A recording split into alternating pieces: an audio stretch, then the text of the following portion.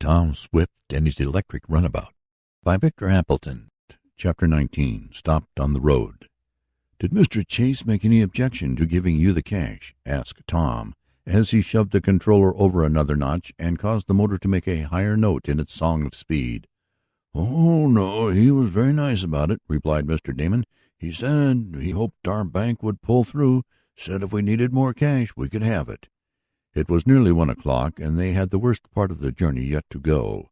30 miles of stiff roads lay between them and Shopton, the last 5 and the first 5 being fairly good, with here and there soft spots. Uphill and down went the electric auto. At every opportunity Tom let out all the speed he could draw from the motor, but there were many times when he had to slow down. He had just made the ascent of a steep hill and was turning into a fairly good road, skirting the edge of a steep cliff, when there came a sharp report. "Bless my soul, that's a fuse! I'm sure of it!" cried Mr. Damon. "No," announced Tom, as he quickly shut off the power. "It's a puncture. One of the inner tubes of the tire has been pierced. I was afraid of that tube." "What have you got to do? Put on a new tire?" asked Mr. Damon. "No, I'm going to put on a new wheel. I carry 2 spare ones with tires already inflated. It won't take long."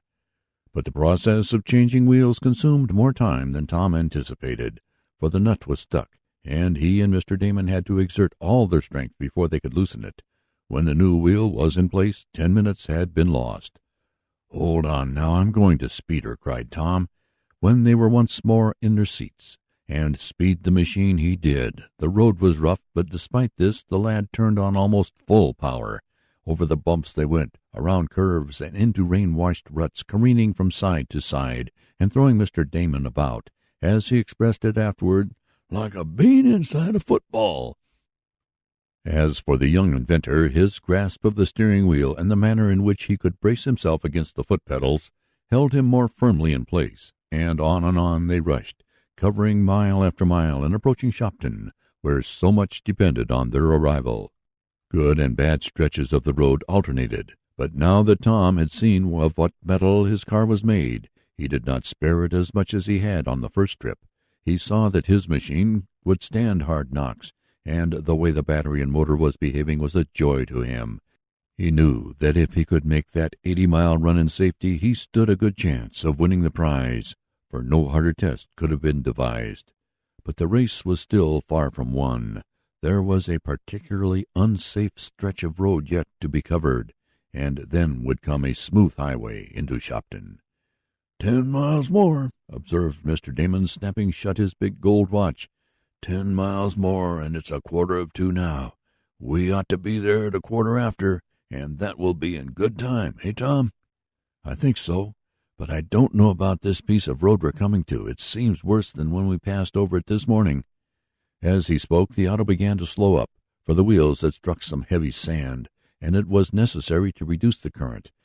Tom turned back the controller handle, but watched with eager eyes for a sign that the roadbed was harder, so that he could increase speed.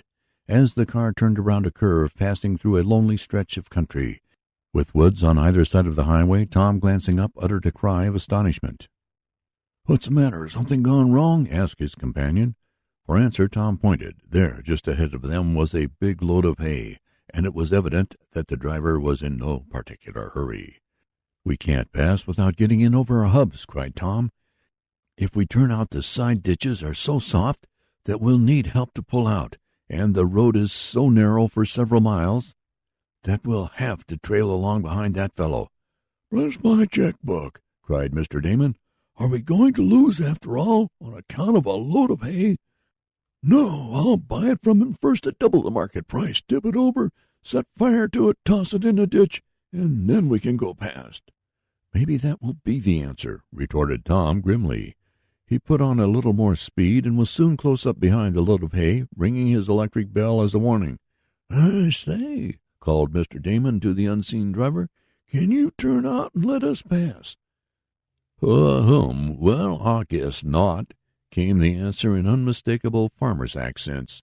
"You automobile fellers is too gol-hang smart racing along the roads. I've just got as good a right here as you fellows have, by heck." The driver did not show himself.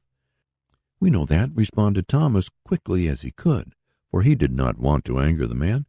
"But our machine is so heavy that if we turn into the ditch, I'm afraid we'll be mired." "Huh? So'll I," was the retort from the unseen driver.